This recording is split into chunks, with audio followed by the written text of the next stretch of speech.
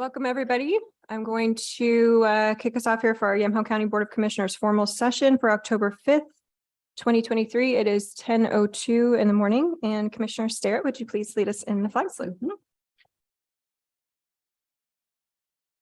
I pledge allegiance to the flag of the United States of America and to the republic for which it stands, one nation, under God, indivisible, with liberty and justice for all.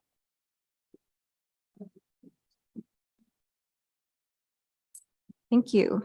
Okay, calendar session. I added a couple things for next week. Monday on the 9th is pretty much an AOC day for us starting at 8 a.m. And then Tuesday is our family place tour at 3 o'clock. Is there anything else to add to the calendar? No. Nothing. Okay. Item D is public comment. This time period is reserved for public comment on any topic other than an agenda item, a quasi judicial land use matter, or a topic scheduled for a public hearing. And it looks like we have one general comment from, let's see, Mike McNally. Welcome, Mike.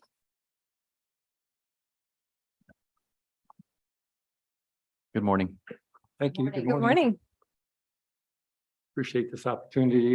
Chair Bershauer, Commissioner Sterrett, Commissioner Johnson. I'd like to spend about less than 5 minutes making some comments about early childhood education and care. My name is Mike McNally. My wife and I are Yamhill County residents, and we own and operate Fairstein Vineyard.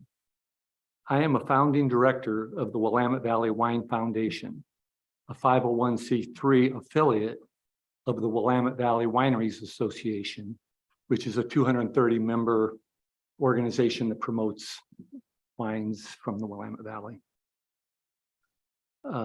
Most of our Oregon vineyards are small, family-owned businesses like ourselves, and we cannot automate. Like nurseries and specialty crops, we are heavily dependent on skilled agricultural stewards. Affordable childcare is imperative for the success of our business. As you know, the Mid-Willamette Valley is a childcare desert. Childcare is available to serve only 1 in 8 infant toddlers and 1 in 4 preschoolers. Childcare centers and family childcare homes are generally the 2 types of childcare businesses that operate in Oregon. The number of both have declined significantly from pre-pandemic levels. Between 2019 and 2022, we lost 24% of our childcare centers in Oregon. About 400 of them dropped from 1,642 down to 1,248. Childcare homes, family childcare homes, have declined even further by 35%. We lost about 1,053 of them, from 3,029 down to 1,976. This is data that's available from Western Oregon University's the Research Institute. In early 2022, our foundation, the Willamette Valley Wine Foundation, participated in the creation of a consortium to create best-in-class early childhood education and care for our agricultural communities in the Mid-Willamette Valley. The leadership of the consortium includes the Yamhill Marion Polk Child Care Resource and Referral Agency, Marion Polk and Yamhill Early Learning Hubs, Capacis Leadership Institute, and Oregon Child Development Coalition. Between CCR&R and Oregon Child Development Coalition, they are the largest Head Start operators in the state. Our consortium has learned that expanding childcare is complex work, and it requires a holistic approach.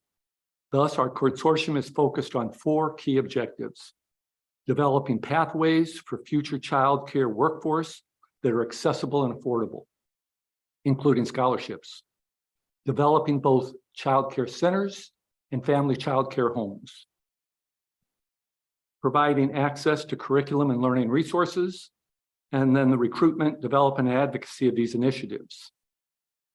Expanding the childcare workforce is critical. Many existing childcare programs could add additional classrooms if they could find the teachers. The Oregon Department of Early Learning and Care requires that in these licensed facilities, that the educators have certificates, degrees, or demonstration of similar training in the Oregon registry that's operated by Portland State. It is important that we expand both child care centers and family child care homes. Family child care homes offer a unique advantage to our rural communities. These homes generally support flexible schedules, which is crucial for our agricultural workers that work irregular hours and weekends. In addition, many of our agricultural families prefer home-based programs that embrace their language and culture. Finally, services at family child care homes typically cost about 40% less than child care centers. For a toddler, $9,000 per year versus $14,000 per year. And the cost of implementing these family child care homes is significantly less than a child care center. Expanding these family child care homes requires financial startup, but it also requires business training of the providers and the operators of these businesses. On October 1st, the American Rescue Plan, ARPA funding, that stabilized the child care industry during the pandemic will end. It did end. In Oregon, that has the potential to cause over 1,600 providers to go out of business, leaving 16,000 children without daycare. The state's economy will feel the consequences.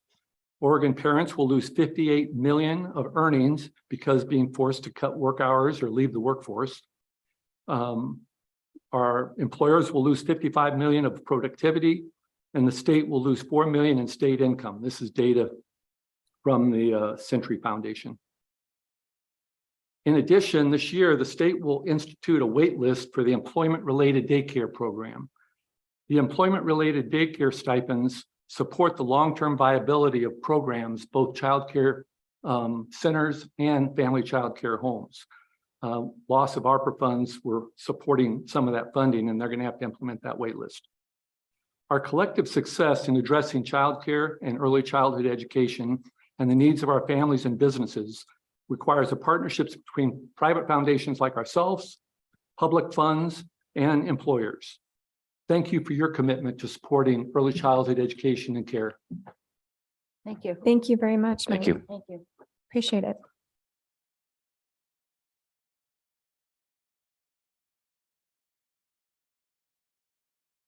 Okay, I want to make sure there was no questions for Mike.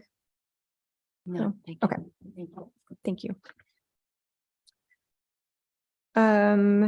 Is there any other public comment for anything that is in general comment and not on the agenda specifically? And if you are online, please raise your hand. It looks like we have a Susie Linsmeyer, sorry. We can bring her on. Susie, can you hear me? Yes, I can hear you. Can you hear me? Hello? We can't hear you if you're speaking.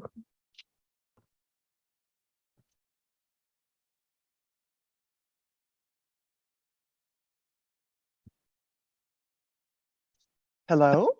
There we go. Oh, good. Sorry about that. I don't know if that's my technical difficulties or not, but I'll say yes. Good morning, county commissioners and county staff. For the record, my name is Susie Linsmeyer and I live in Sheridan.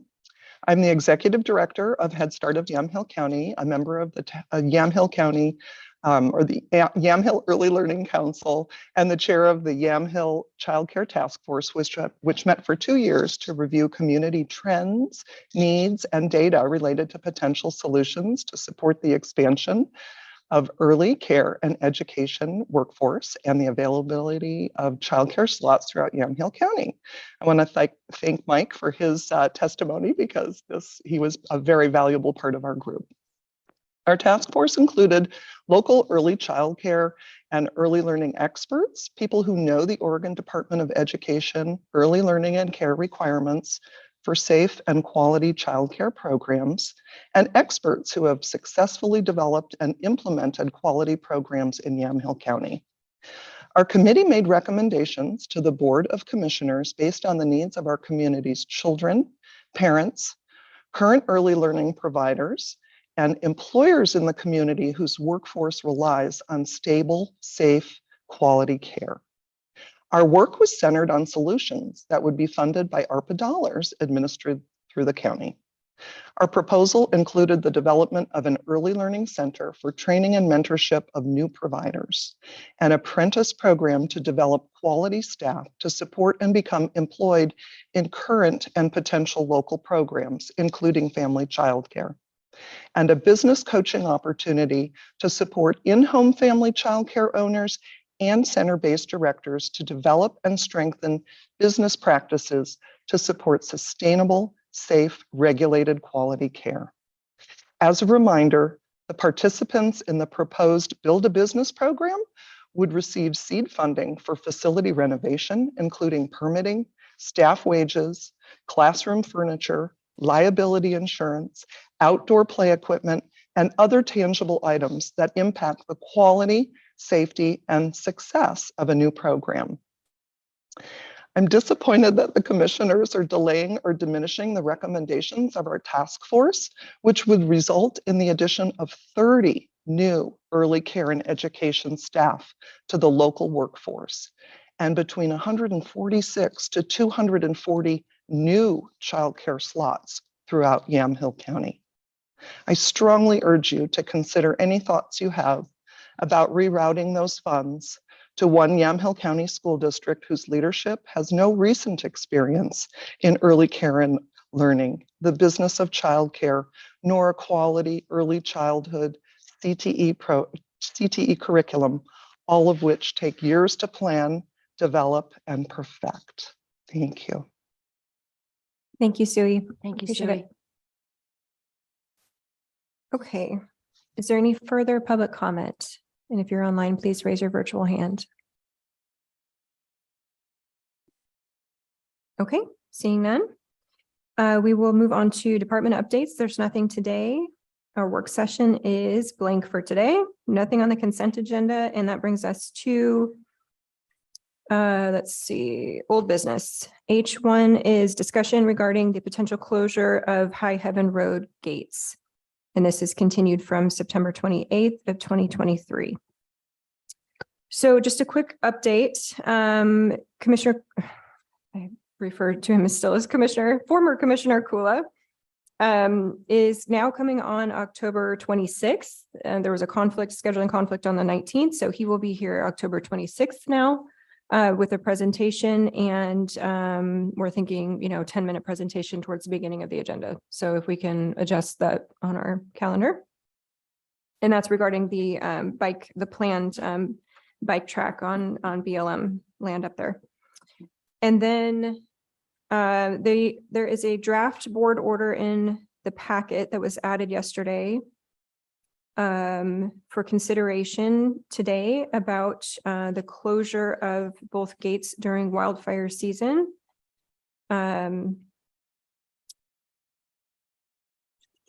We have a couple things to add to it. Christian and I were trying to figure out when Hampton actually took ownership of what is considered gate 1, which is the gate further up towards Vaughn Road. That's technically gate 1. Gate 2 is the lower gate towards the residence. So it appears that they took ownership on January 25th of 2022. So we can certainly add in those details. There were a couple of things that were missing from the board order that we now have further detail on. Commissioners, would you like me to just read this and go through it? I already Or- read it and I just have a few minor questions, so I'm okay if we don't read it.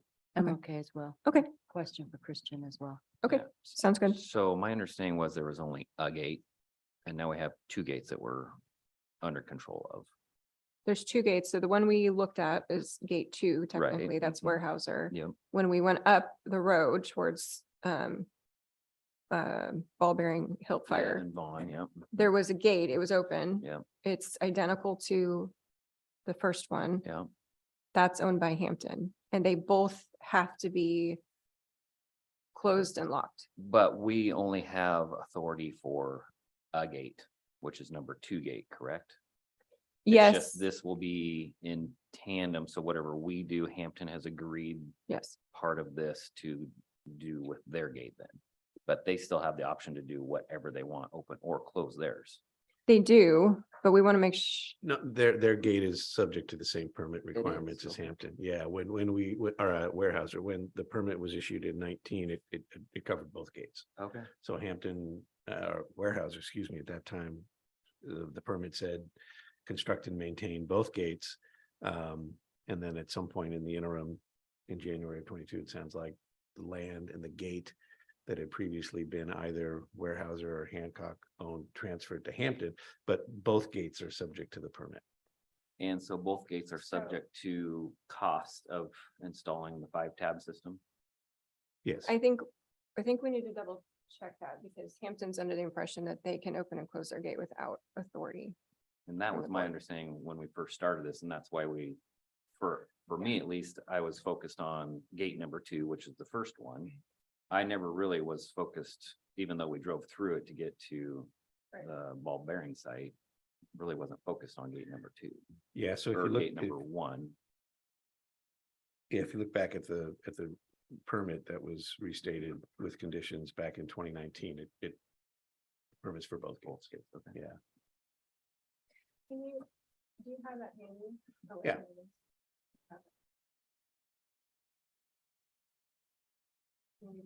Oh, just You a have a question question? about a couple of things, about additional property owners, neighboring property owners requesting keys. At what point do you say you're not in the queue to get a key? And the other thing is are the keys for the tabs the same on both gates? And I don't have answers. Is that going to for that, be but a that's con- something that. The- discussing. They agreed, as we were standing there during the tour, they agreed to have the gates be identical. The tabs are identical, which means the keys are identical for both gates. So if they're both closed, then one resident can go through both gates Okay. with one key.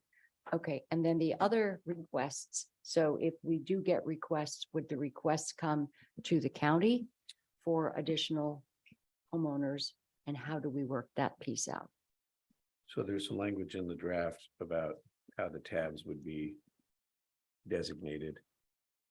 Warehouser, Hampton, Golden Ponds, Timberland, which is Hancock. Bureau of Land Management, that's 4, and then Yamhill County would have 5.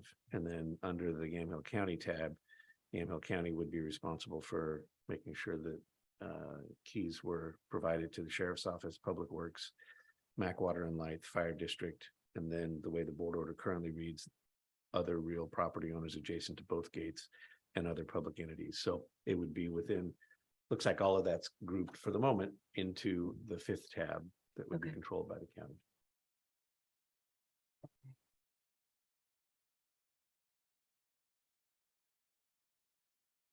Okay, I will follow up with Hampton then, because I could have sworn that they said they don't believe they're subject to the permit, so.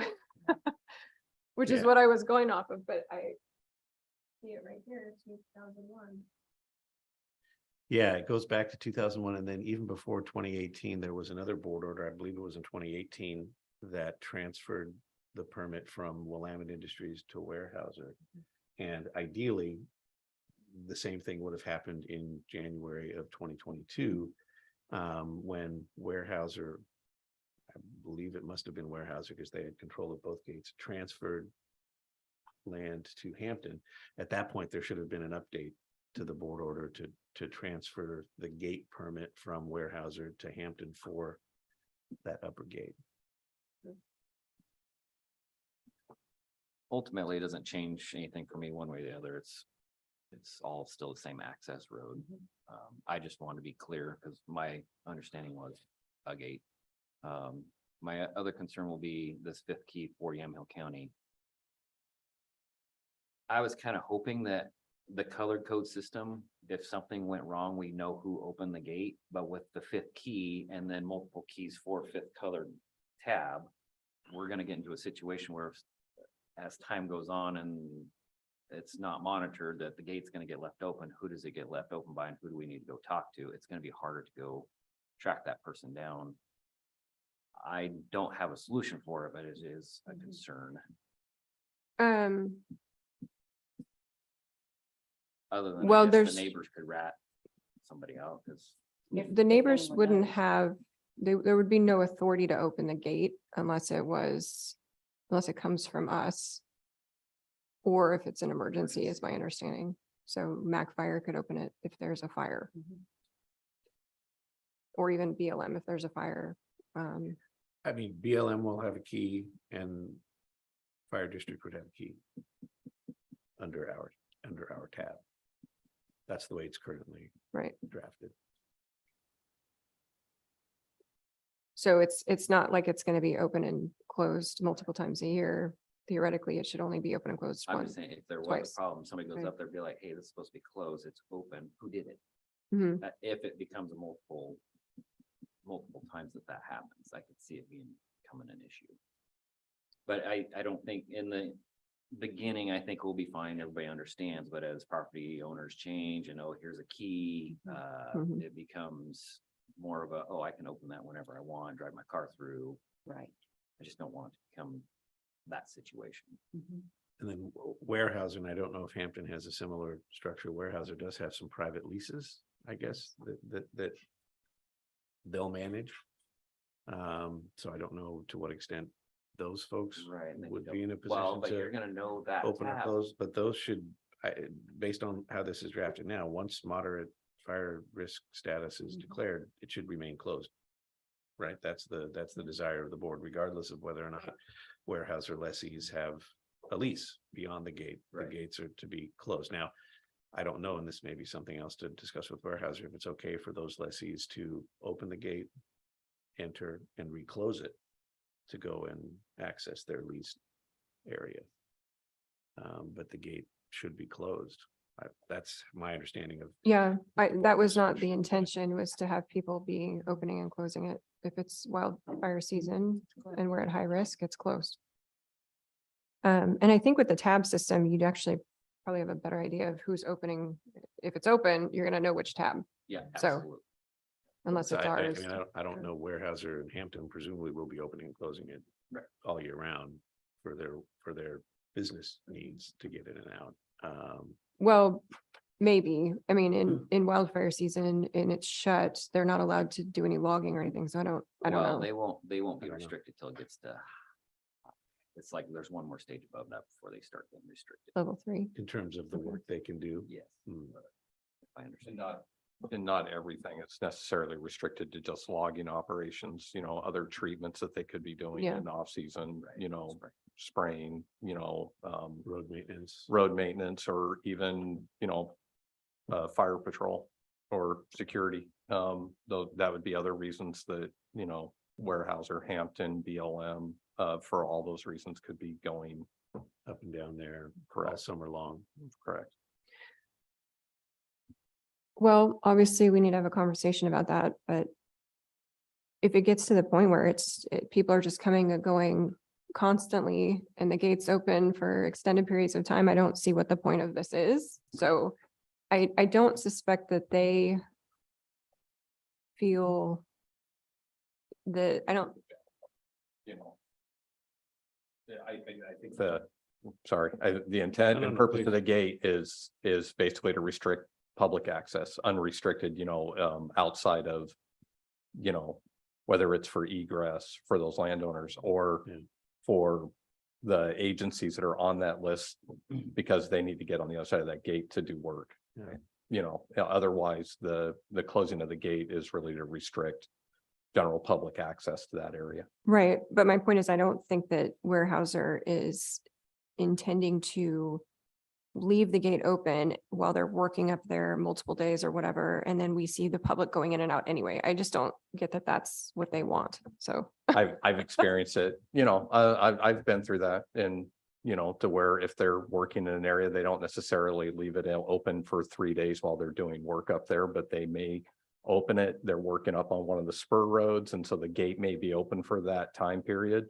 It's a tricky part. That's why, public service announcement, be careful when you drive through Right. an open gate because it could be locked when you are trying to come Mhm. back because they're gonna, depending on the operations that they could be doing in there, they could be opening the gate and doing work up there. Yeah.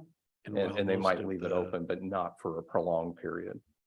Much of the access from the public, I believe, comes from the lower gate, but in order to restrict access entirely on that stretch, the upper gate would also need to be closed. Yeah.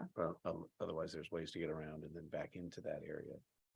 So that may be something to chat about with further with Hampton. Yeah, and Weyerhaeuser does, have recreational leases Right. in those areas. And so I'm not sure what the Me neither.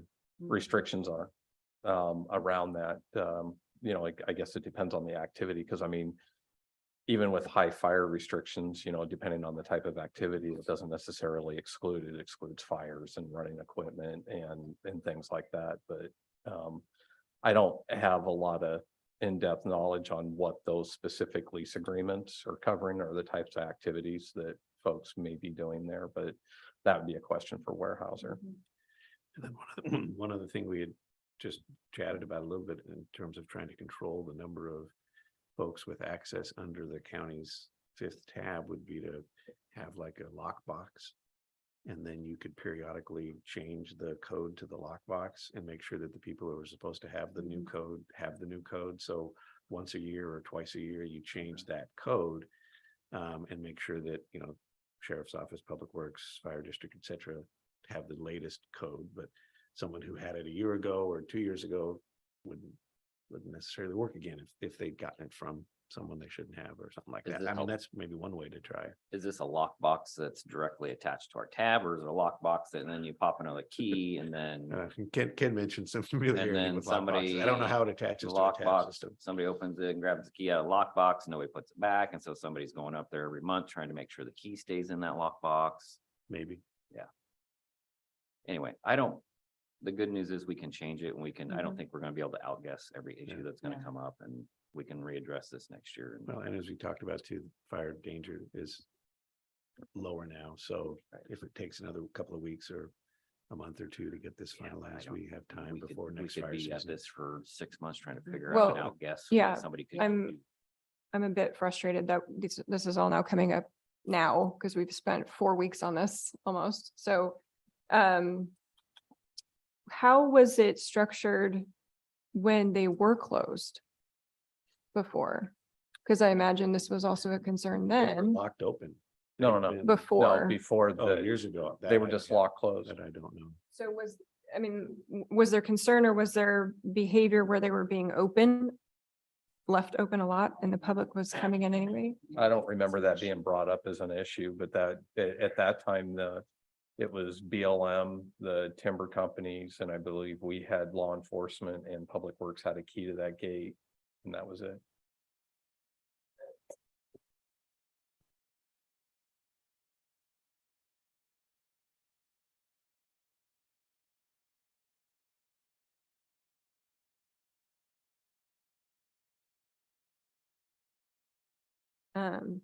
It looks like they did memorialize some of that. It says that Willamette shall allow businesses or persons with legitimate reasons for access passage through the gates upon reasonable request.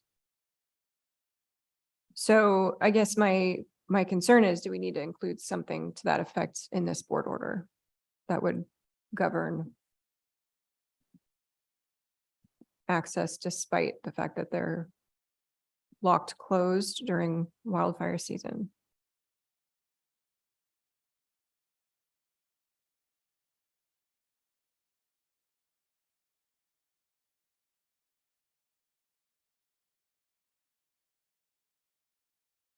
And that was on board order 01-670 from 2001.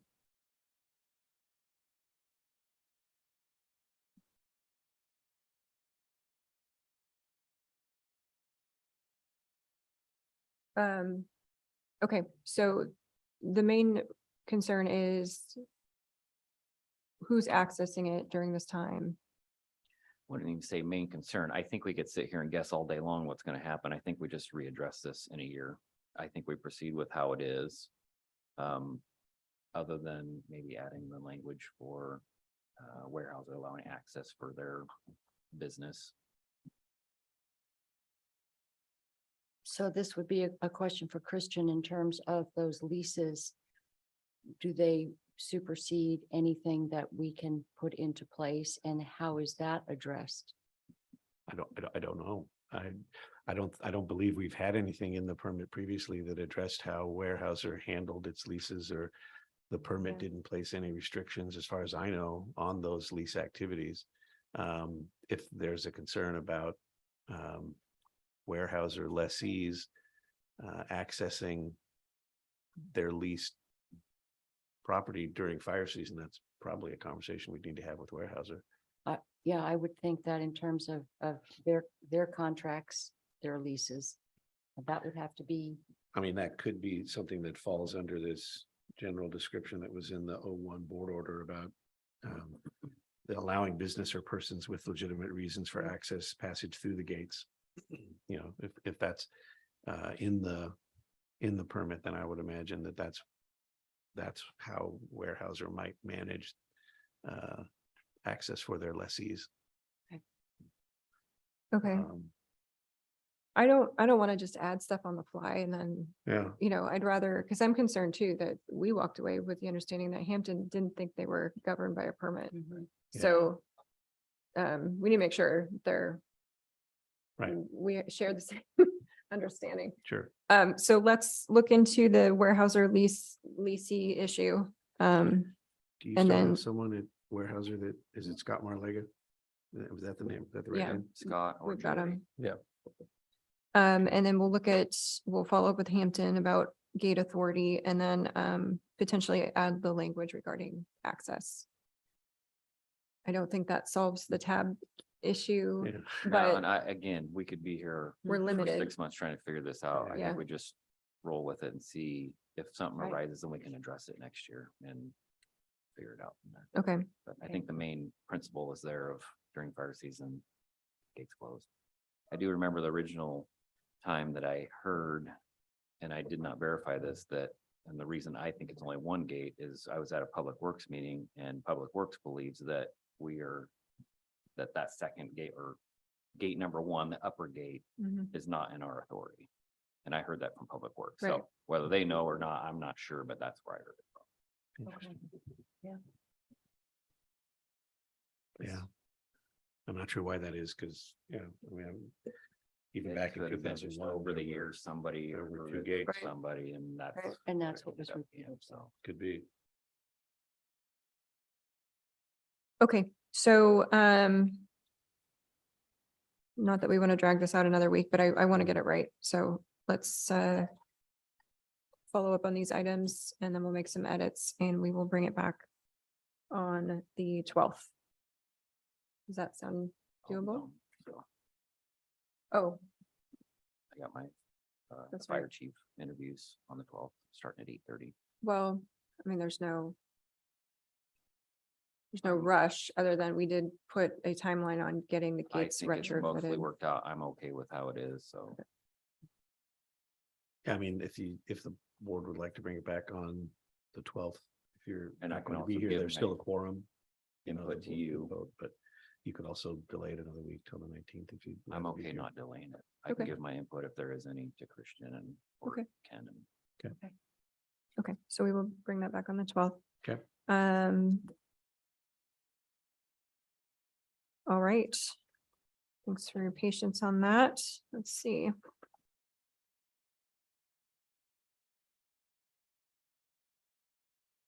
think that is all for old business. That brings us to other business.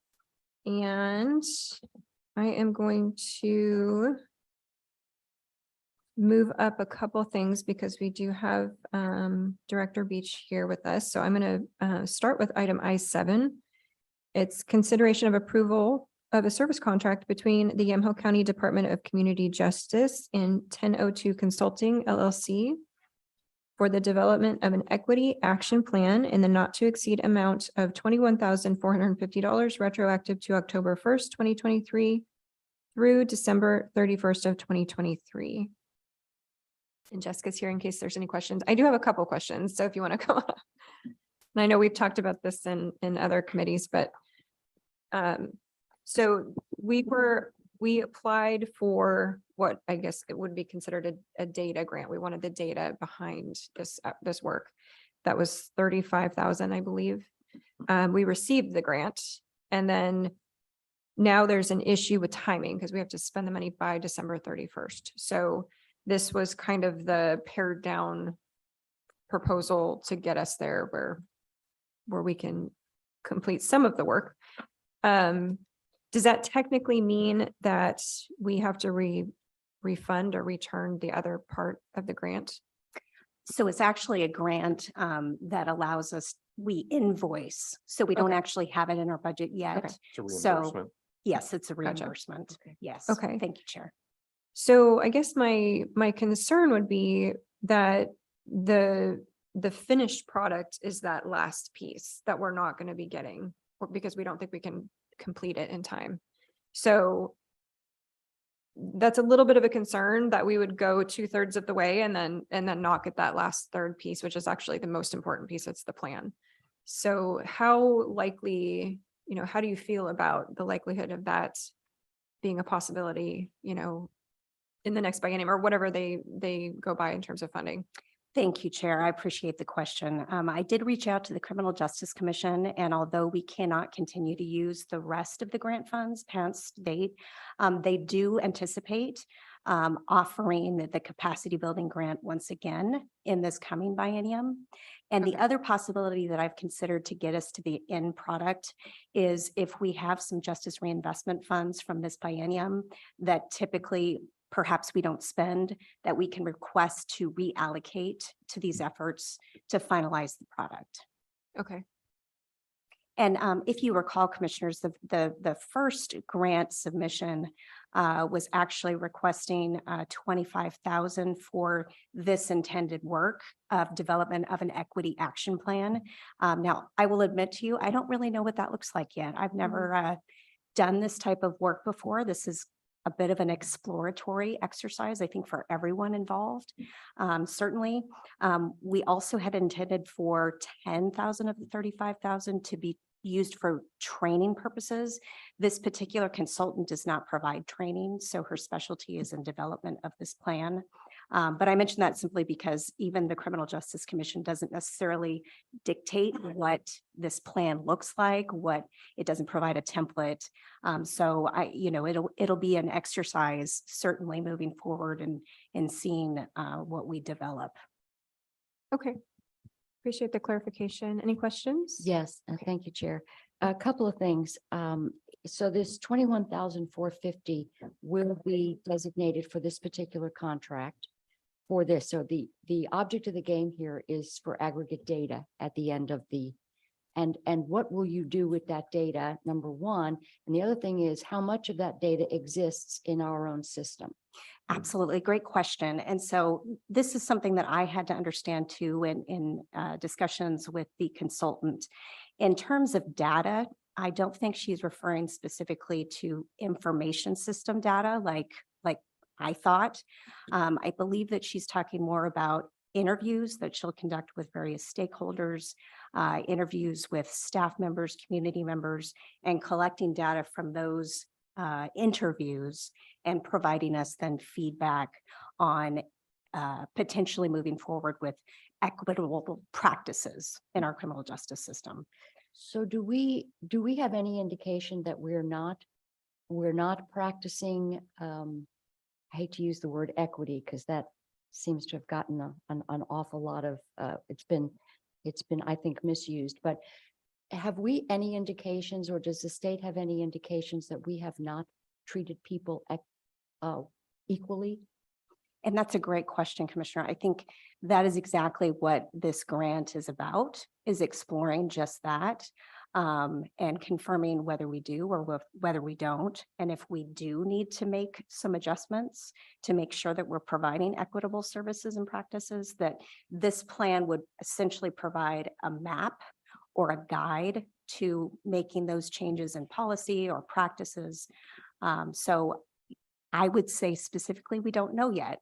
But again, I use that word explore so that we can determine locally if there are solutions or any fixes that we need to make sure that everybody has an equal I use that term, forgive me, Commissioner, playing field in the criminal justice system.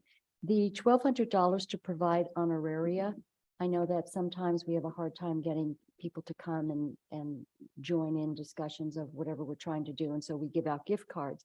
I think that sometimes, as we've seen in the past with some of the COVID money we've gotten, that those gift cards can pretty much either not give us accurate information, but also sort of skew the deck in terms of what we are getting. Can we talk about how we're going to be using those gift cards or honoraria? Absolutely. And I think that'll be part of the discussion in the very first part of the activities when we kick off this project. And we would be happy to include you, Commissioner, in those discussions, or I can get back to you with some additional ideas on how exactly they will be utilized. Okay, and the other thing is in terms of sharing that data with the board, I think it would be important for us to at least get an idea of what this has, what are the results? What are we seeing? And then again, the questions in terms of those interviews, it seems to me that we're not going with empirical data. It's pretty subjective. So it's oftentimes the outcomes come as a result of how the questions are asked. So that's a concern, because if you ask a question in a certain way, it's designed to get a certain answer. And I want to make sure whenever when we're dealing with diversity, equity, and inclusion, that we're making sure that we are not looking for things that might not exist in our community. Absolutely. No, I appreciate that feedback, Commissioner. Certainly, we would bring back to this body. I should go back a step that we're working very closely with our LIPSIC, our local public coordinating committee, and we'll be presenting to them regularly on our efforts. And then, of course, the final product as well. And I do appreciate your comments with regard to the questioning. And I will certainly be aware of that moving forward with this particular consultant. Okay, thank you. Appreciate that. And thanks for coming today. Yeah, absolutely. My pleasure. My experience with focus groups is that it's not uncommon to offer payment or some type of gift card or incentive. It's usually pretty common for a focus group specifically, if that's what is going to be conducted. So That's how I understand it. any questions? Okay. Yeah, again, my only concern is to make sure that we get that sort of last third of funding and not a year later. I want it to be sort of a fresh thing. So I'm hoping that comes through. If we can help in any way, make sure that that does come through, then please let us know. Absolutely. Thank you, Chair. Thank you. Okay, I will move approval of item I7. Are there any further questions or discussion? None.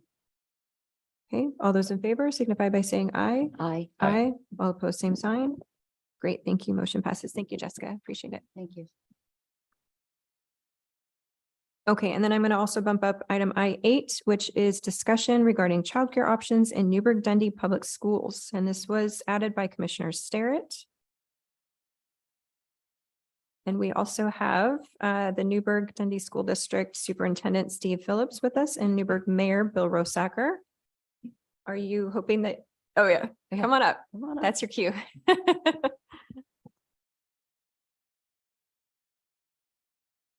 Want to kick us off?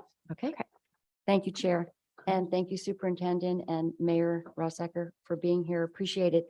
So Superintendent Phillips contacted me and said, hey, I'm looking around the school and I see we've got some empty classrooms. And I also know we have a deficit of childcare spaces and opportunity in our community. And contacted me and said, well, let's talk about what we could do to provide affordable childcare at the existing facility. So Dr. Phillips, I'm going to let you take it from there. And also Mayor Rosacker, this goes in tandem with the fact that thankfully, after much nagging, that the city of Newburgh has really taken taken control of the SDCs, and especially when it comes to childcare facilities. We know what happened with DCI when they wanted to cite one in Newburgh, and that was really unfortunate to see that. So thank you for that.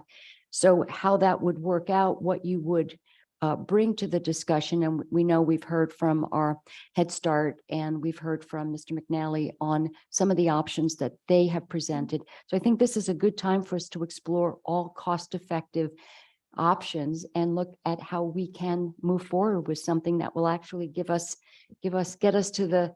across the finish line. So Dr. Phillips, do you want to start? And I should mention, I did visit and looked at the available spaces and it was really quite impressive. So. Okay, well, thank you. Thanks for having me and Mayor. I have a few kind of prepared words and then I'd be happy to answer any questions you might have. Sure. So once again, thanks for having me here today. I'll be the first to admit that I am not a daycare expert. Yeah, I'm not. I like to think some days I have some expertise in education.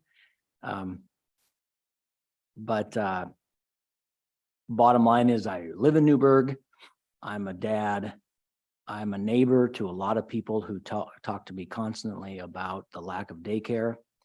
And so I want to be a piece of the puzzle that maybe helps fix this daycare problem in Newburgh.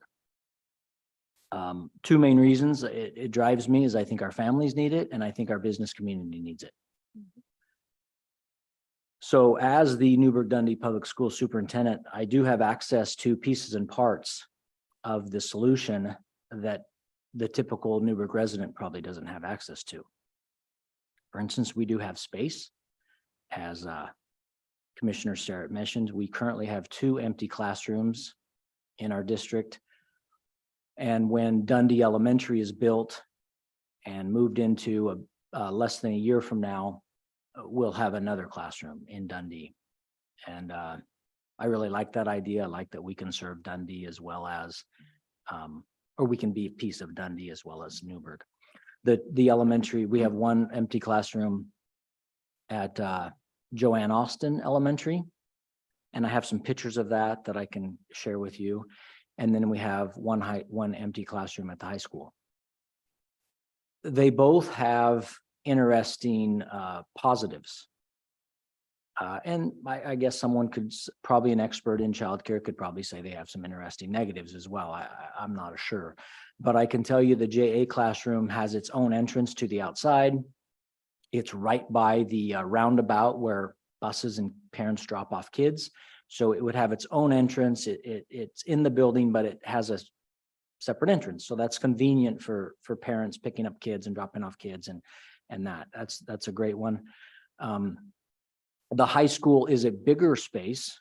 It's a bigger room by, I've got the numbers, but about 300 square feet bigger. It doesn't have its own entrance, but it's quite near to an entrance, which is convenient. Also a plus at the high school is we have several high school students that would love to volunteer, work and learn and be potential employees of the childcare. They're right there on campus.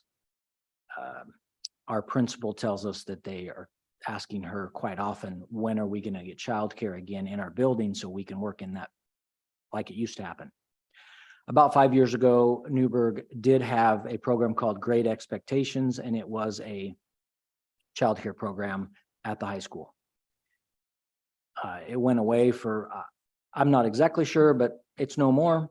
And so we do have a little bit of a history behind us that we did run it at one time, and there was a waiting list for high school students that wanted to work in it and learn.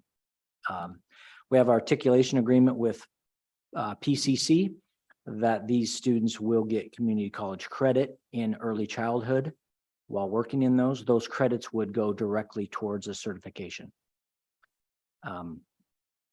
We've double checked with PCC through our high school principal to make sure that that's still possible, and it is. So I think that's great. We can fill some of that pipe. I believe our school could be the pipeline for not only daycare and childcare providers in Newburgh, but also across the county. We've got a great program. Superintendent, do you know what the capacity of the Great Expectations program was? I believe it was only one classroom, so Okay. depending on the age, it was probably at most 20 little. Okay. 20 kids, yeah.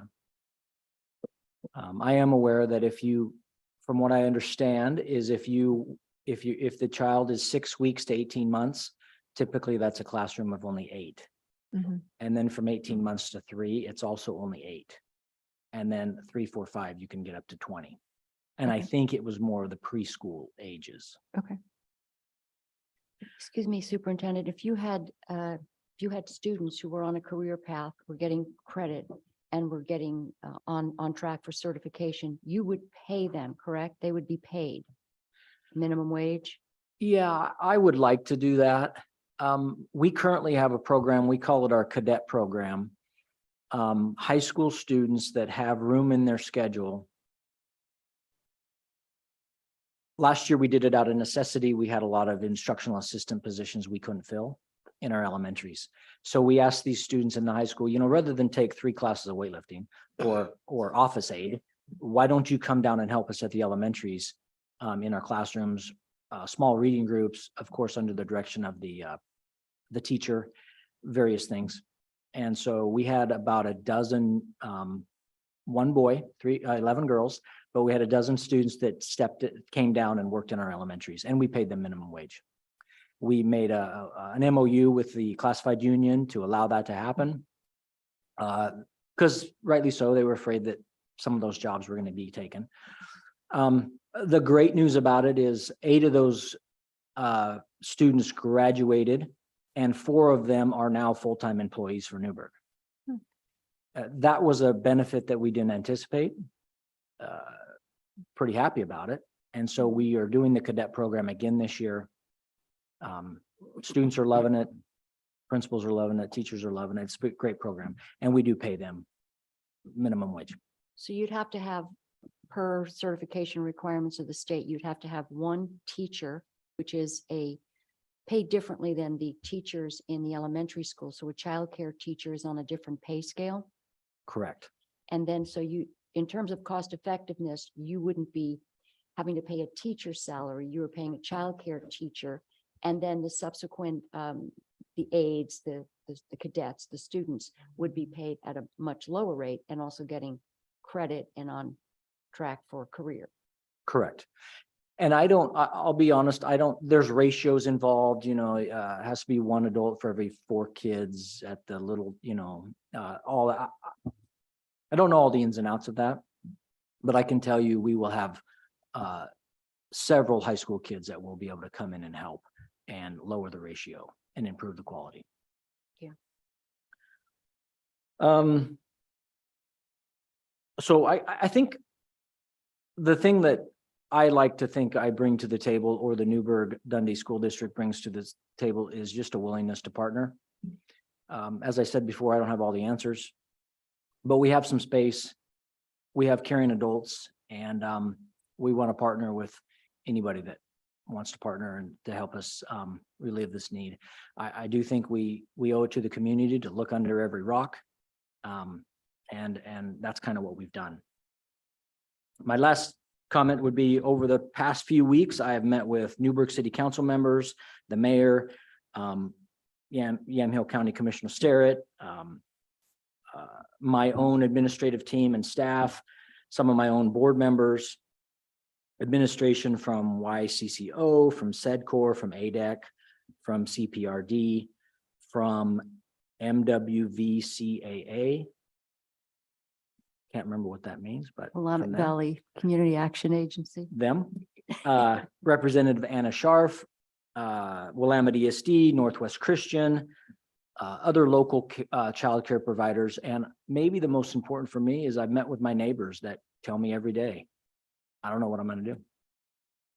I've got 2 little kids. I don't know what I'm going to do. I'm on a wait list, and the wait list is until May of 2024. And I have kids today. So bottom line is we want to serve any way we can, and hopefully we can make something work. When could you be up and running? Well, I have a goal, and it might be quite ambitious, but I have a goal to have a classroom open in January of 2024. Just a couple of months away. Yeah. Well, it'd be awesome to have 2, but Yeah, one or two. I would love to have a classroom open in January. As I said before, I don't know what I don't know, and so I might, that might be pie in the sky, but I tend to shoot high. Thank you, Dr. Phillips. So January 2024. So let's say it's in a classroom. And if we can kind of unpack that a little bit, so how would the classroom be prepared for, in what age range are we thinking? Because it's very different. It is. I think the Requirements. first one from some of the experts I've talked to is maybe the 6 week to 18 months. Is the best suited for Joanne Austin for right now. So very early. Okay. Mhm. Okay, so there's some pretty robust requirements for having children that young. Space wise and just the needs of the classroom, the needs of the space. I'm curious, not about curriculum per se, but if you're having students that are earning credit or being paid, there's some type of curriculum that, right, for them that would need to be set up and teaching them how to care for children. Is that pretty much ready to go? Do you have a playbook you can pull from, or is We there? do. Okay, We do. And the way it's been described to me by our principal is the students would, their attachment to a early childhood program would not just be that childcare class. It would be another class held at the high school as well, where it's kind of like book and then theory and then practice. Yeah. Kind of mix. Yeah. So there would be a teacher of record at the high school. There would also be, it'd be articulated through the college. And so there would be a teacher of record at the college as well. you're an employer. So is this something that your employees have mentioned to you that is a huge need for, that they would utilize, where they would actually bring their own children to this space? Yes, absolutely. I've had several that, I had one the other day that told me they pay more in childcare than they pay in their mortgage Mhm. on a monthly basis. Yep, I believe it. That's shocking. I've been always blessed with my wife who didn't work outside the home or did work outside the home with a little side gig, and Mhm. we just didn't ever need daycare. So I've been blessed. Yeah, I was paying 12,000 a year, and that was 10 years ago. So I can't imagine what it is now. It's outrageous. Which kind of brings me to my next question, which is this going to be open to the public, in terms of students, kids that can come in and utilize this, parents that can utilize it? And would they be rates that are competitive to what we're seeing elsewhere, or would they be subsidized in some way? Would they be lower for some reason? Sure. I don't. The only trump card I want to give out for someone who gets to be in that program is any of our high school students who currently have children. So if we have high school students that have a child, I would like that child to have a seat. Mhm. Other than that, I think we could build a matrix of some sort that somehow, whether it's poverty level or some other qualifier, Mhm. I don't know, we could do that on some seats, and then other seats are maybe just open and there's a lottery. I haven't thought it all the way through yet, other than if we have a parent at our school, I would like them to know that their child is always going to be served, no questions asked. Everybody else, we can, I have no. So to be very clear, my employees will be part of the lottery like others.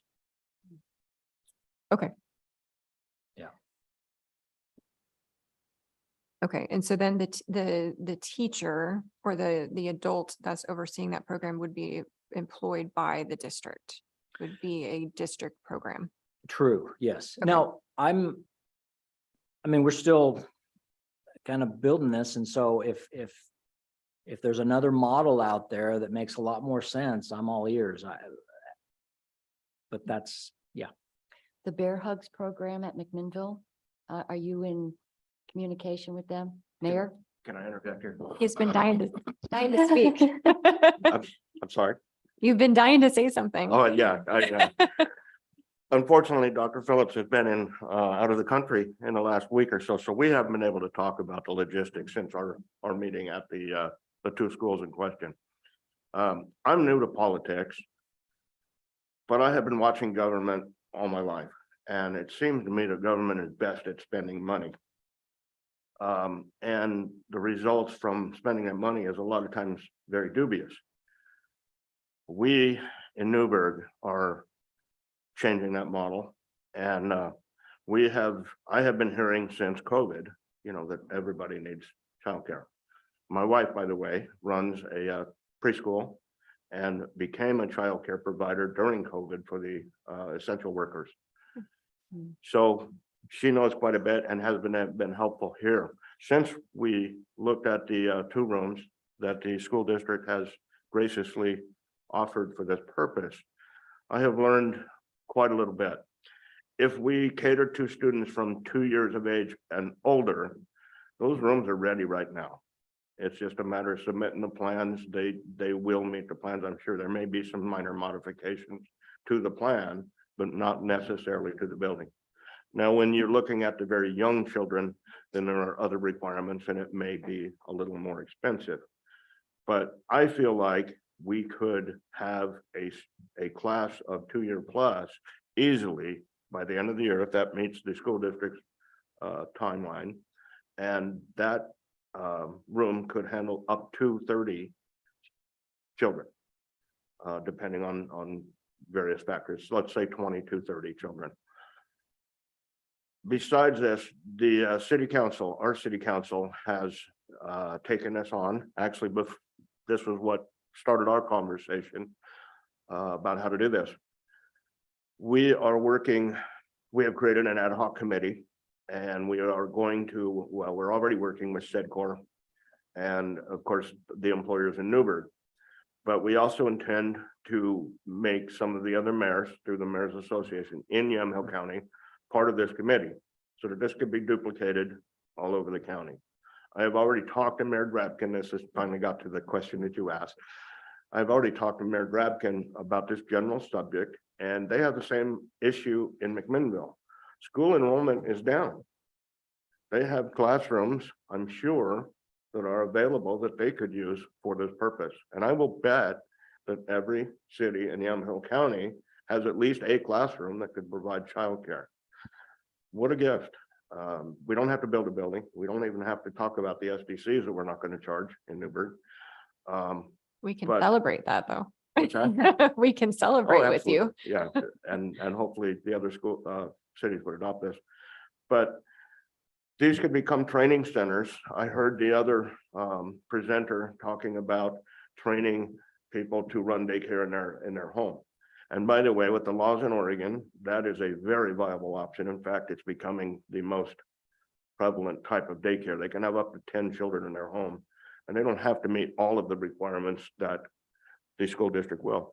But there's no reason why these can't become training centers for those individuals that wish to provide daycare in their homes. It could all be incorporated into this. And we're doing all this with volunteer folks instead of people who are being paid a salary to do this. So we could save a good deal of money. The reality is the money that you are considering using for this, I don't know that we would need all of it, depending on how big, but whatever is left over could be used for scholarships for people in the county who need scholarships and for whatever reason haven't got through the waiting list to get the state scholarships. So thank you for having this discussion, for making this available to us, and thanks for being part of the cooperation. And if you would allow us, I will bet you that we can do some real good things about childcare in Yamhill County. Thank you, Mayor. Thank you. Could you do, is it possible for you, I know you have a construction background, Mayor, to be able to look at those two rooms, at least the two that we have that are available right now? I know one of them has access to outside to a covered play area. To take a look at how that could be outfitted for children. You know, we've actually been through this in terms of grants for the rubber mats and the play structures, things like that.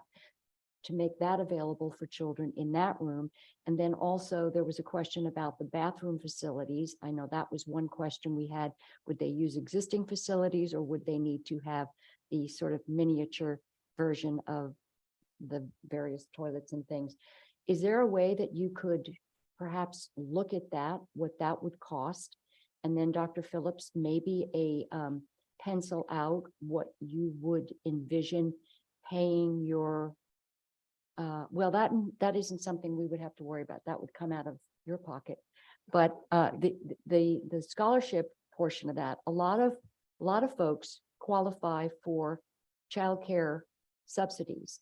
And we want to make sure that, you know, they're included in this, obviously. And then also those who don't qualify, as you mentioned, to be able to get a little bit of a relief in terms of paying that. So whatever we wind up doing, if you could give us some sort of a proposal, because we have a rather detailed proposal before us, a contract we've kind of set to the side to look at all of the options.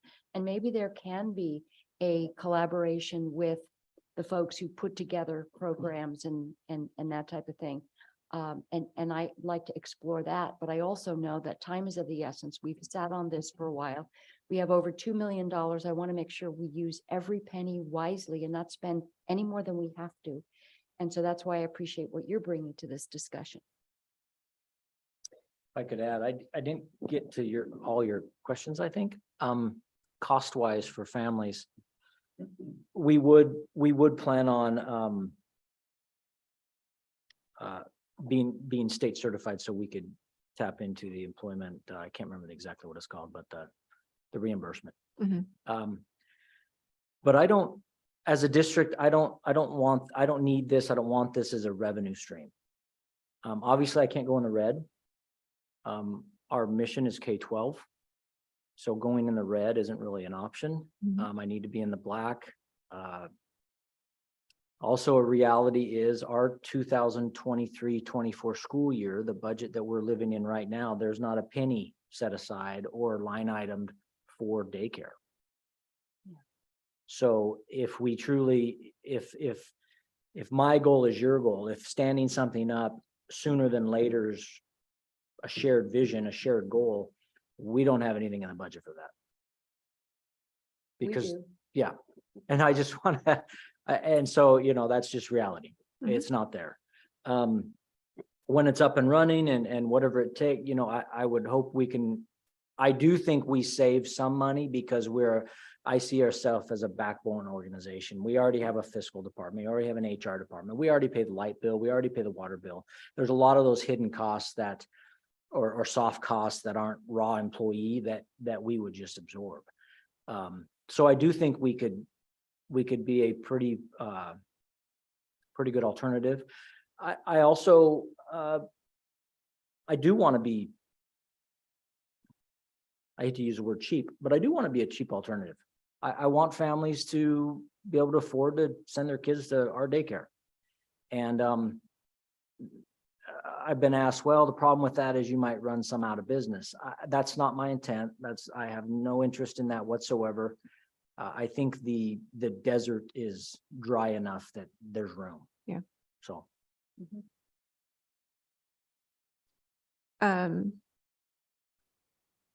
Yeah, I'm not familiar with the Bear Hugs program, but it looks like on the McMinnville website, it's a fairly comprehensive career path that they've set up. So I can't imagine that we'd need to reinvent the wheel. No, Sheila would be a great there. resource. And I Sheila. think she'd be more than willing to help if, when you guys get to a certain point, reach out to her. I mean, with or without this funding, I'm just thinking ahead that this is a fantastic program and it needs to move forward one way or another. It sounds like you've reached out to a lot of different people throughout the state. For me, what we haven't addressed, and I'm assuming we're so new to this program right now that is there a rough cost of startup that's going to take? You have no money in the budget, so we're talking at least 1 or 2 main childcare employees, plus the kids that are going to be helping out, possibly paying them minimum wage. We possibly have some renovation costs in there. I would like to know that. The other thing is, what are we talking for hours of operation? Are we doing just school hours? I know Bear Hugs goes from 7:30 to, I think, 3:30. Are we talking extended hours to be like normal? The need seems to be for childcare from 6 a.m. to 6 p.m. Another thing that Bear Hugs, Definitely. that you mentioned, their hours are kind of school hours. Yep. Mhm. They're also open school days. Yep. So if Christmas break, they're gone, summers, they're gone, right? Thanksgiving break. So that's unique to them. Once again, I'm aiming high. I would love it to be longer days. Yep. As the mayor said, we are hearing 6 to 6 would be wonderful. Yeah, if I can pull that off, that'd be great. Also open during some of those breaks as well. And I'm not saying it's going to be 100% a Bear Hugs program. I think Bear Hugs is one portion of this, of the kids come in there, they learn, they get their college credits. Mhm. I think that's a fantastic part of this. And I think Bear Hugs can help with that portion of it. Absolutely. What's going to be different is that this will be open to the public and be a daycare facility. That will be different, but I think Versus what is Bear Hugs? I think Bear Hugs is the program for, I don't know a lot about it, and I Okay. can talk to Sheila and get some more information on it, but my understanding is it's a program for the school. Employees? Yes, Oh, okay. And career training. yes. Career training, yes. I agree. I think we can glean a lot from what they do and not reinvent the wheel Yes. and be ahead of the game. Yep. The other thing I want to know is how many childcare slots this would potentially open for Yamhill County. So that depends on the age group we serve. Right. But I think with that third classroom coming on board with Dundee, it could be as many as 60 if it's 2020. If what the mayor's right, and maybe you're talking about the high school classroom that's extra big, maybe it could be more kids, right? But if it's the littles, then it's 888. Right. So it's hard to know. Okay. And, I didn't, this all came about because I was sitting in Rotary with the mayor and I'd been hearing from my neighbors and others about daycare. And I said, hey, have you ever thought about daycare? And he's like, oh yeah, have we? And we had a conversation and he said, reach out to the county. So I did. And that was a month ago. Mhm. I frankly did not know of all the work that had been done by the other groups. I wasn't privy to any of that. I wish I would have been, because it would have been great to maybe partner 6 months ago and do it together rather than this kind of weird place we're in. But I wasn't, and I'll partner with anybody that comes along that wants to partner that can help us fix this problem. So that's where I am. Appreciate it. Thank you. Well, I toured the high school for a different reason this week, and I was incredibly impressed with some of the career pathways programs that you guys have, especially that new building. It's very impressive. And I think the takeaway for me was the flexibility that you're offering is unparalleled. I haven't experienced it in any other school district, and my son has been in a few. So just being able to meet the students where they're at and meet the needs and try and figure out how to layer the benefit to the student. So we're talking about career college credit, and we're talking about, potentially having a minimum wage job while you're going to school. That's really exciting for kids. I think we underestimate how motivating that is for them. So I was very impressed. So I appreciate the the offer and thinking outside of the box, that's great. I mean, this is a lot of money, as you said. So we're trying to find ways to make sure that we maximize the investment and do this right. So appreciate the proposal. Okay. I'm with Kit though, that I'd love to see a budget and something a little bit more concrete that we can sort of go after. Be happy to do that. The two of us need to sit down and find out what he wants. I wasn't aware he wanted to look at the littles first. But these things we can work out. We'll get a budget for both. How much time, when would you need to have that back? Tomorrow. 2.1 million.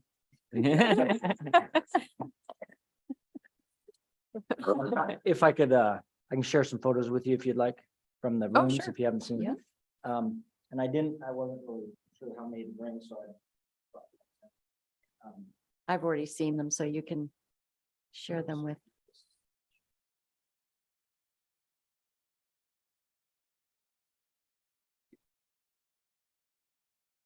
Thank you.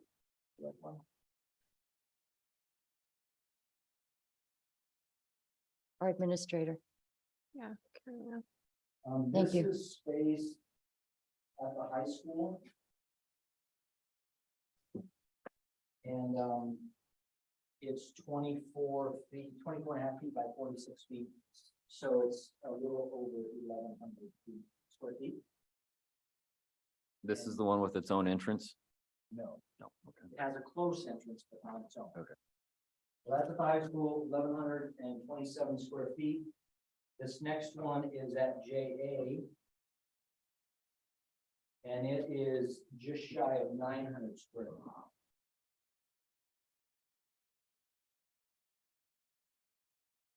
Now, if the larger class at the high school was used for the older students or children, we could probably partition it, actually make two classes. So the possibility is that we can have 40 to 60 people in that area, depending on the exact size requirement that the state will allow. So the second one I shared with you is the elementary, and you can tell it's being used as storage right now. It's this first picture, I don't know if you can, the first one that was on the top of the stack. It's being taken from like the hallway in the school. And so you're looking through, you see the windows are great. There's that glass door there that goes immediately outside. The next picture's looking back towards the hallway. Another picture just up close of that glass door leading outside.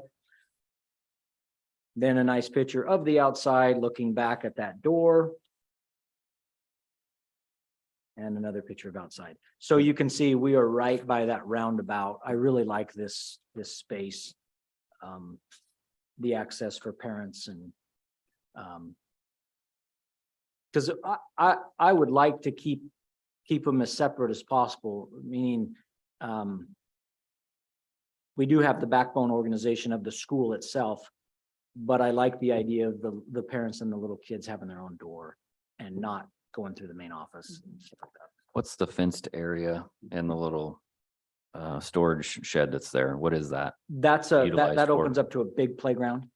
And that little work shed, there's like a school community garden with some garden boxes, and the tools for that garden box and stuff are in that little shed. So a portion of that can be fenced off and then fenced over to in front of the door so that there's access out of this door over to a possible playground area, Yeah. like its own playground area. Yeah, I think so.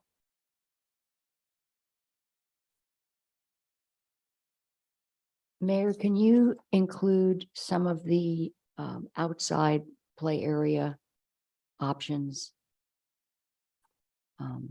Just in terms of what we could put down for surface, year-round cover, that type of thing.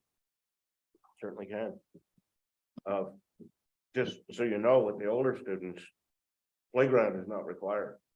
Outdoor space is. And if they're over, I think, 3 years old, it doesn't even need to be fenced. Can be just available for them to use, I think 15 minutes every 3 or 4 hours is what they're required to go outside. So we certainly can, or I will give you options for exactly what you asked for. But do understand that, we don't necessarily need that to get, you know, at least the, older students open. This is more doable than I realized at first. The rules really are set up to make commercial buildings work like school buildings. So the fact that we are using a school building means that it meets almost all of the requirements. Thank you.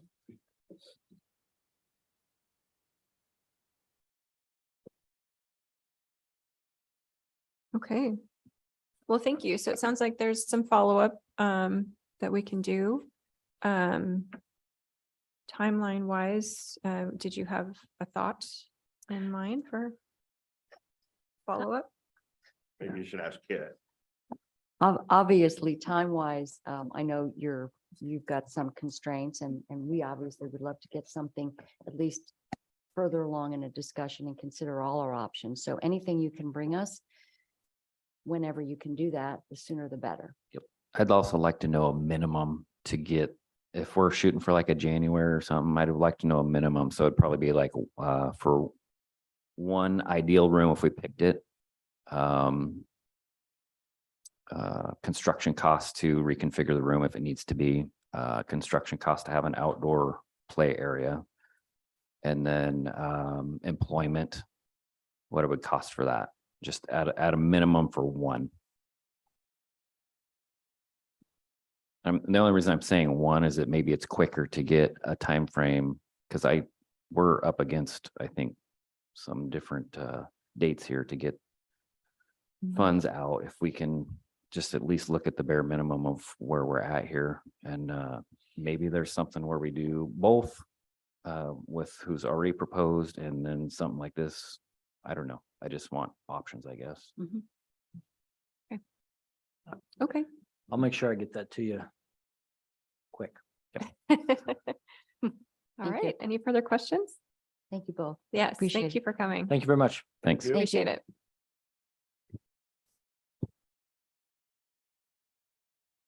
Okay, how are we doing here? Okay, so we will pick up back on I1. Consideration of rescinding board order 23-364 and approval of an amended letter to the Oregon Department of Transportation, ODOT, requesting surface transportation block grant STBG funding to assist in the payment of the 2023 chip seal project using 2022 STBG funds. So this is correcting the amount that we had originally approved. I will move approval. Any further discussion? No, This was off by $5. Yes. So nothing major. Okay, if there's no further discussion, all those in favor signify by saying aye. aye. Aye. All opposed, same sign. Great, thank you. Motion passes. I2, consideration to authorize the Assessment and Taxation Office to submit a grant application with Oregon MAP, ORMAP or ORMAP. In the amount of $30,000 to fund a pilot program focused on mapping West Valley district boundaries from historical and current annexations. And this is a grant application that really, I think is, this work is painstaking. And we've seen that through the course of the McMinnville Fire District merger. And I think that this is an option to sort of streamline that, make it a little bit easier, but definitely more accurate as well. So- Consolidated, so there's not Yeah. multiple versions. Yeah. Right. And I really appreciate Derek and his team, because I think this is just another example of them being cutting edge when it comes to wanting to solve some of these problems that we see as they come up. So Agreed. I will move approval of item I2. Is there further discussion? None. None. Okay. All those in favor signify by saying aye. Aye. Aye. All opposed, same sign. Great, thank you. Motion passes. Item I3, consideration of approval of agreement number 181498 between Yamaha County Health and Human Services and the Oregon Health Authority, OHA, for peer delivered services, technical assistance in the amount of $383,962 retroactive to July 1st, 2023 through June 30th, 2025. Chair, this is, OHA has specific definitions of what constitutes peer-delivered services, so that translates to the providers and the nonprofits that we have in Yamhill County that we're using for these services. So I would move approval of item I3. Okay. And it looks like we're now referencing, we have Oracle reference numbers. Is that something I need to state for the record? No? Okay. Okay, is there further discussion? None. None. All those in favor signify by saying aye. Aye. Aye. All opposed, same sign. Okay, motion passes. I4, consideration of approval of amendment number 1 to agreement number 171312 between Yamhill County Family and Youth Programs and the Oregon Health Authority. Board order 21-393, extending terms through December 31st of 2023 and adding funding in the amount of $31,250 for the Parent-Child Interaction Therapy or PCIT program retroactive to July 1st, 2023. Chair, this is a program that Yamhill County Health and Human Services has utilized, and it involves specific training for the therapists who are working with parents and children who are having real concerning and challenging relationships, where they're able to observe them through a one-way mirror. And I've witnessed it, it's very effective, but the trainers, the therapists have to be trained and certified in that. So I would move approval. Okay. Any further discussion? None. All those in favor signify by saying aye. Aye. Aye. Aye. All opposed, same sign. Motion passes. IF5 is consideration of approval of an agreement between Yamhill County Health and Human Services and the Sheridan School District for behavioral health counseling services for the 2023-24 school year in an amount not to exceed $101,114.82, retroactive to September of 2023 through May of 2024. I will move approval of item I5. Is there further discussion? None. None. All those in favor signify by saying aye. Aye. Aye. All opposed, same sign. Okay, motion passes. And item I6, consideration of approval of amendment number 1 to intergovernmental agreement number 6554 between Yamhill County and the Department of Corrections. Board order 23-359 for the community supervision of felony adults on supervision AOS. And it looks like this is a technical change to the contract language. I will move approval of item I6. Is there further discussion? None. None. Okay, all those in favor signify by saying aye. Aye. Aye. All opposed, same sign. Great, motion passes. And we covered item I7 and I8. J is public hearings. There's nothing today for public hearings. Item K is announcements.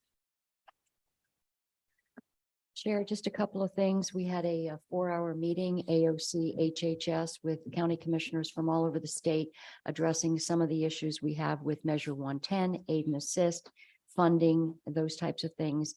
And we also had more discussions about some of the priorities in terms of requiring by statute for OHA to basically fund the core services that they require of counties, which is not happening right now. So we also talked about liability for aid and assist and some of those. Northwest Senior and Disability Services, we are fortunately working on an outreach to address the decline of adult foster homes. There are some institutional, like for instance, no foster homes or no institutions for adult foster care in certain counties, not Yamhill County, but we're trying to get more people to look at this as a business and as an opportunity to increase non-institutional care for adults in the county. So working on that, and also wanted to point out that YCAP is now the owner of the turnkey project, which was originally owned and operated by Providence. So that has changed hands officially. Interesting. Mhm. Any announcements? No. I just wanted to convey our prayers to the families of the 2 young men that lost their lives on Tuesday night in the plane crash in Newburgh. There's a young woman who is now fighting for her life as well in the hospital. So we send our thoughts and prayers there, as well as the Newburgh community that many of them witnessed it. It was a nice night. A lot of people were out walking and witnessed this horrific crash. So there's some trauma there, as well as our first responders. I'm sure that that was not a scene that you ever want to pull up to. Mhm. So our prayers are with the families in the community. And then just a reminder, we have our AOC District 6 meeting tomorrow in Polk County. I will be chairing the meeting and then also chairing the wildfire mapping meeting, which is directly after at 2 p.m. So it's going to be a long day, but we will be joining our colleagues in Marion and Polk County and discussing all of the things. Anything further for the good of the order? None. No? Okay.